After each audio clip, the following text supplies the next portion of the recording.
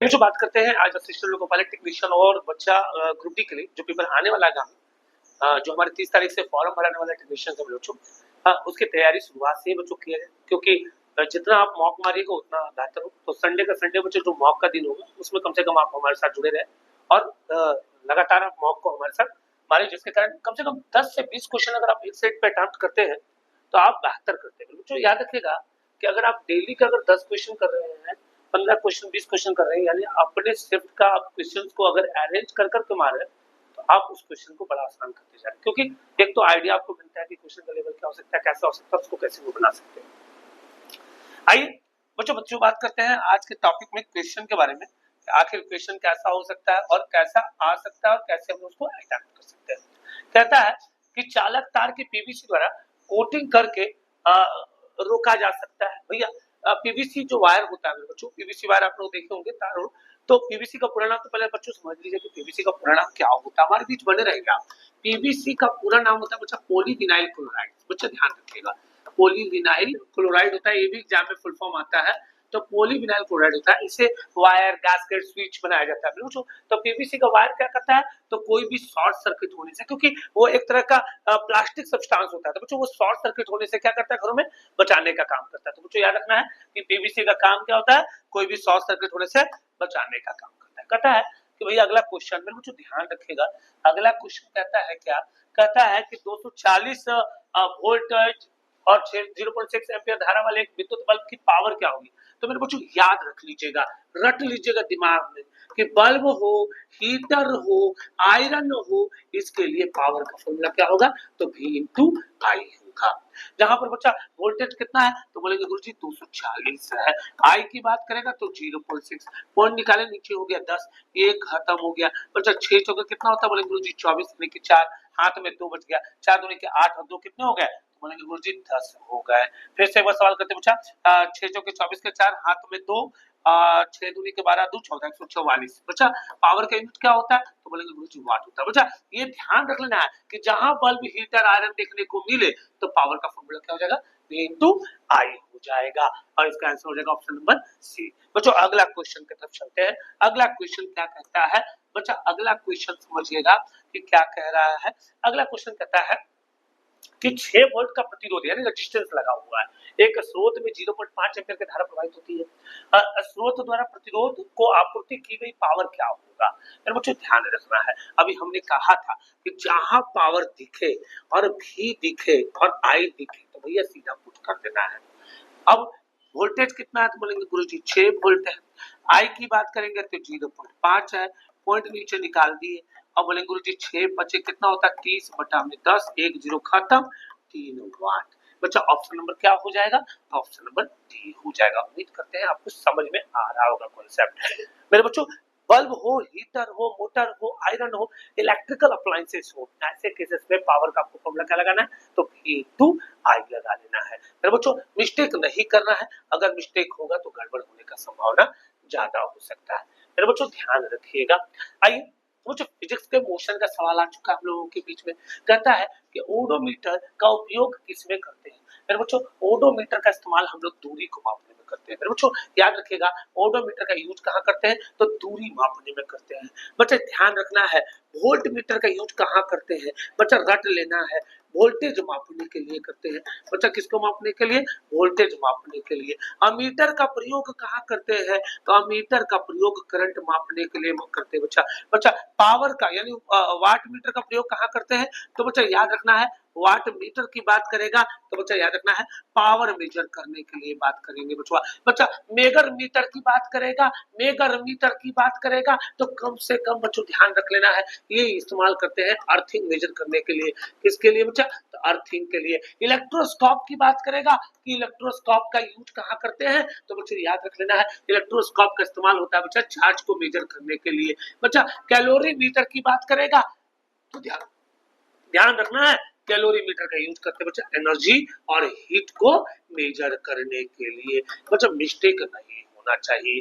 बच्चा कहता है कि ओडोमीटर का इस्तेमाल कहाँ करते हैं, तो दूरी को मापने के लिए करते हैं। चलिए अगला क्वेश्चन के तरफ चलते हैं। बच्चा आप लोगों को पता होगा, बच्चा आप लोगों को पता होगा क्या कि समय t के दौरान तार में विद्युत धारा के द्वारा उत्पन्न ऊष्मा का निर्धारण किसके द्वारा किया जाता है? तो बच्चा जूल्स का याद रखिएगा, जूल्स का ऊष्मीय प्रभाव याद रख लेना है, ऊष्मीय प्रभाव याद रखना है। इसी को हीटिंग इफेक्ट भी कहते हैं मेरे बच्चों। और हीटिंग इफेक्ट जो तय करता है वो क्या करता है? फॉर्मूला हो जाता है H equals to I square R T. ऐसा यूनिट क्या होगा? तो जूल होगा मेरे बच्चों, ध्यान रख लेना है। हीट का ऐसा यूनिट क्या होगा? तो जूल हो जाएगा बच्चा। इसी के प्रिंसिपल पे कौन कौन काम करता है? तो बल्ब काम करता है, हीटर काम करता है, आयरन काम करता है। ये ध्यान रख लेना है, मिस्टेक नहीं होना चाहिए मेरे बच्चों। आइए अगला क्वेश्चन की तरफ चलते हैं। अगला क्वेश्चन कहता है क्या? कहता है कि अभी हमने कहा कि जूल्स हीटिंग इफेक्ट मेरे बच्चों, हीटर बल्ब आयरन काम करता है। तो बच्चों ध्यान रखना है कि हीटर का जो कॉइल होता है, हीटर का जो कॉइल होता है मेरे बच्चों, मिस्टेक नहीं होना चाहिए। हीटर का जो कॉइल होता है वो नाइक्रोम का बना होता है, यानी निकल प्लस क्रोमियम का बना होता है मेरे बच्चों। ध्यान रखना है, निकल प्लस क्रोमियम का बना होता है। उसी तरह मेरे बच्चों ध्यान रखना है, बल्ब का जो फिलामेंट होता है, बल्ब फिलामेंट की बात करेगा तो आपको क्या बोलना है? ये टंगस्टन होता है। क्या होता है? तो टंगस्टन होता है मेरे बच्चों। परमानेंट मैग्नेट की बात करेगा तो परमानेंट मैग्नेट जो होता है वो अल्निको होता है। क्या होता है? अल्निको होता है। छूटना नहीं चाहिए मेरे बच्चों। तो बच्चा यहाँ कहता है कि बताइए विद्युत तापन उपकरण में, यानी कोई भी ऊष्मा उत्पन्न करने के लिए, हीट उत्पन्न करने के लिए किसका इस्तेमाल करेंगे? तो नाइक्रोम का इस्तेमाल करेंगे, निकल प्लस क्रोमियम का यूज करेंगे मेरे बच्चों। आइए अगला क्वेश्चन की तरफ चलते हैं। अगला क्वेश्चन कहता है कि भैया 1 kWh का वैल्यू क्या होगा? तो बच्चों सब ध्यान रखिएगा, 1 kWh का वैल्यू 3.6 × 10⁻6 जूल होता है। एग्जाम में आप बदलेगा नियम बच्चों, 1 kWh बराबर कितना यूनिट? तो बोलना है 1 यूनिट। बच्चा 7 kWh बराबर कितना यूनिट? तो बच्चा बोलेंगे 7 यूनिट। आपको कमेंट बॉक्स में जवाब देना है 8 kWh बराबर कितना यूनिट। इसका जवाब जरूर आप कमेंट बॉक्स में हमारा देंगे, आप विश्वास है कि आप देंगे जरूर। आइए अगला क्वेश्चन की तरफ चलते हैं। अगला क्वेश्चन कहता है कि इंसुलेटर उस समारोधी का प्रतिरोध होता है। बच्चा इंसुलेटर का प्रतिरोध हमेशा याद रखिएगा हाई होता है। इंसुलेटर का मतलब होता है बच्चा जहां पर वो सब्सटेंस, वो पदार्थ जहां पर धारा यानी करंट पास नहीं करता है उसे इंसुलेटर कहते हैं, और जहां करंट नहीं पास करेगा, करंट को रोकता है, उसे प्रतिरोध कहते हैं। जो करंट को रोकता है उसे क्या कहते हैं? तो प्रतिरोध कहते हैं। यानी यहाँ इसका इंसुलेटर का प्रतिरोध क्या होगा? तो उच्च होगा, रेजिस्टेंस उच्च होगा, ये ध्यान रखिएगा। आइए कहता है एक कंडक्टर का प्रतिरोध सीधे अनुपातिक होता है किसका? तो लंबाई का। बच्चा किसका होता है? बोलेंगे गुरुजी बताया है तो लंबाई का होता है। किसका होता है मेरे बच्चों? तो बोलेंगे तो लंबाई का होता है। आइए अगला चलते हैं। अगला क्वेश्चन क्या कहता है? अगला क्वेश्चन कहता है क्या बच्चों? तो बोलता है कि विभवांतर यानी भी और आई के बीच का संबंध का खोज किसने किया? मेरे बच्चों आपको पता होगा Ohm's law, V is directly proportional to the I, जहां पर V इक्वल्स टू क्या हो जाता है बच्चों? तो R I, यही अरेंज करते हैं तो V इक्वल्स टू क्या होता है? I into R। तो I इंटू R यानी कि भैया क्या हो गया? तो ओम्स लॉ हो गया। कौन सा लॉ हो गया? ओम्स लॉ हो गया। तो बच्चा इसका आंसर हो जाएगा ओम। और ये 2018 का क्वेश्चन सिर्फ थर्ड का है, ये ध्यान रखिएगा। ये बहुत बार रिपीट पूछा गया है बच्चों, इसीलिए मिस्टेक नहीं होना चाहिए। आइए कहता है 1 किलोवाट का वैल्यू क्या होता है? बच्चों किलो का मतलब होता है 1 किलो का मतलब यानी किलोवाट का मतलब होता है, याद रखना है 1000 वाट। याद रखिएगा बच्चा मेगावाट की बात करेगा तो 10 के पावर 6 वाट। बच्चों 1 अगर बोल देगा आपसे कि बताइए हॉर्स पावर का वैल्यू कितना होता है? तो 746 वाट रट लेना है बच्चों। तो इसका आंसर क्या हो जाएगा? 1000 वाट। आइए अगला क्वेश्चन की तरफ चलते हैं। अगला क्वेश्चन कहता है, फिर से न्यूमेरिकल आ गया, ध्यान दीजिएगा तो समझ में आ जाएगा। कहता है 5 ओम प्रतिरोध वाले तार को दुगना कर दिया जाए तो तार के नए प्रतिरोध की गणना कीजिए। अगर बचवा अगर ये नहीं देता, ये नहीं देता, अगर इसकी हम बात करते हैं एग्जाम में नहीं दिया जाता, ये नहीं रहता तो आपका वैल्यू क्या हो जाता? 2 का स्क्वायर 4। लेकिन ये दे दिया है, ये दे दिया है तो कैसे बनाएंगे, आइए हम सिखाते हैं, भैया सोनू सर सिखाते हैं। नया रेजिस्टेंस बराबर याद रखिएगा, रेजिस्टेंस बाई क्या हो जाएगा, टाइम्स हो जाएगा, यानी टाइम्स का स्क्वायर हो जाएगा। बच्चों ध्यान रखिएगा, क्या हो जाएगा टाइम्स का, तो बोलेंगे गुरुजी बताए हैं मेरे, स्क्वायर हो जाएगा। तो रेजिस्टेंस कितना दिया है 5 और टाइम्स कितना दिया है 2 और 2 का स्क्वायर कितना हो जाएगा, तो 5/4 यानी 1.25 ओम हो जाएगा। ऑप्शन नंबर बी इसको रट लेना है। क्या, न्यू रेजिस्टेंस बराबर रेजिस्टेंस जो दिया हुआ है बटा में टाइम का स्क्वायर, अगर नहीं दिया रहेगा तो सीधा टाइम का स्क्वायर। याद रखिएगा, अगर दे दिया है तो आर बटा में टाइम का स्क्वायर और नहीं दिया है तो सीधा टाइम का स्क्वायर कर देना है। आइए हमारे बीच अभी बच्चा एक डायग्राम दिख रहा है। अब डायग्राम है क्या, तो कहता है बचवा ये रेजिस्टेंस है और बचवा ये काटा है, अगर ये काट रहा है आखिर ये वर्क क्या कर रहा है, तो बच्चों ध्यान रखिएगा, इस साइन को रेजिस्टेंस कहते हैं बचवा। इसको क्या कहते हैं, तो रेजिस्टेंस कहते हैं, इसको प्रतिरोध कहा जाता है।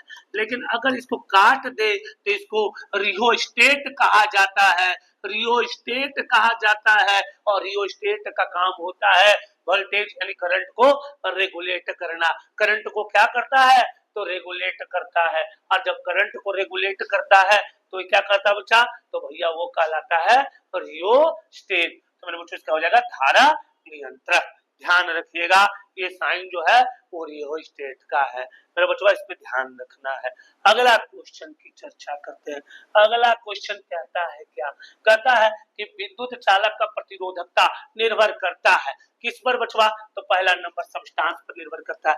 किस पर निर्भर करता है, सब्सटेंस पर निर्भर करता है, उसके क्रॉस सेक्शनल एरिया पर डिपेंड करता है और लेंथ पर डिपेंड करता है। तो याद रखिएगा रेजिस्टिविटी किस पर डिपेंड करता है, तो मटेरियल पर डिपेंड करता है, मटेरियल यानी सामग्री पर। अच्छा, क्रॉस सेक्शनल एरिया पर डिपेंड करता है, किस पर डिपेंड करता है, क्रॉस सेक्शनल एरिया पर डिपेंड करता है और बचवा लेंथ पर डिपेंड करता है। तो ये रट लेना है, मिस्टेक नहीं होना चाहिए। आइए अगला आते हैं। अगला क्वेश्चन कहता है क्या, विभवांतर को मापने के लिए यानी बचवा याद रखना है पोटेंशियल डिफरेंस को मेजर करने के लिए, तो बच्चा हम पहले भी बोले हैं पोटेंशियोमीटर हो जाए, चाहे आपके पास बचवा ईएमएफ मेजर करने के लिए हो जाए, तो ऐसे केसेस में बच्चा वोल्ट मीटर यूज करते हैं। क्या यूज करते हैं, वोल्ट मीटर। गैल्वेनोमीटर से बच्चा छोटी छोटी धारा मापते हैं। याद रखिएगा, छोटी छोटी धारा मापा जाता है, रट लेना है, छूटना नहीं चाहिए। अनीमोमीटर से हवा मापते हैं। क्या मापते हैं, हवा मापते हैं। अमीटर से बच्चा धारा मापते हैं। बच्चों ध्यान रखिएगा, तो बच्चा वोल्ट मीटर से क्या मापते हैं, तो वोल्टेज मापते हैं। क्या मापते हैं, वोल्टेज, जिसको विभवांतर कहा जाता है। आइए अगला क्वेश्चन की तरफ चलते हैं। अगला क्वेश्चन कहता है क्या, कहता है कि यदि प्रतिरोध को आधा कर दिया जाए तो धारा क्या हो जाएगा। बच्चों याद रखिएगा, जब भी आधा की बात करेगा ये बच्चों समझिएगा, अगर रेजिस्टेंस को याद रखना है, ये कहता है आधा कर दिया जाए, तो हम आपको पहले भी पढ़ाए हैं कि बच्चों क्या हो जाएगा ऐसे केसेस में, तो R इक्वल टू बोलते हैं गुरुजी कि V/I हो जाता है। और जब यहाँ पर इसका मान याद रखिएगा बच्चों, यदि प्रतिरोध को आधा कर दिया जा रहा है, 1/2 कर दिया जा रहा है, तो धारा क्या हो जाएगा। ऐसे केसेस में बच्चों ध्यान रखिएगा, अगर 1/2 है तो यहाँ पर अगर धारा है तो ये क्या दिख रहा है, तो बोलिए गुरुजी दुगना दिख रहा है, तो यानी ये क्या हो जाएगा, तो दुगना हो जाएगा। वो एक दूसरे का इनवर्सली प्रोपोर्शनल होता है, मिस्टेक नहीं होना चाहिए। अगर मिस्टेक हो गया तो गड़बड़ होने का संभावना भी आपको देखने को मिलेगा। आइए अगला क्वेश्चन कहता है कि प्रत्यावर्ती धारा जिसका बच्चा आविष्कार किसने किया, तो बच्चों याद रखना है प्रत्यावर्ती धारा यानी एसी। याद रखना है करंट का कितना प्रकार होता है, तो बच्चों 2 प्रकार, एसी और डीसी। तो एसी का खोज किसने किया, तो निकोला टेस्ला ने किया। एसी का खोज किसने किया, तो निकोला टेस्ला ने किया। और उम्मीद करते हैं कि आपको वीडियो कैसा लगा होगा, ये कमेंट बॉक्स में जरूर देंगे। हमें विश्वास है कि आपको बहुत अच्छा लगा होगा और आपको लगा भी होगा कि इलेक्ट्रिसिटी का क्वेश्चन काफी आसान आ रहा है और हम इसको अटेम्प्ट कर सकते हैं। तो मेरे बच्चों इस तरह के वीडियो के लिए आप हमारे साथ बने रहिए, तब तक के लिए धन्यवाद। जय हिंद, जय भारत।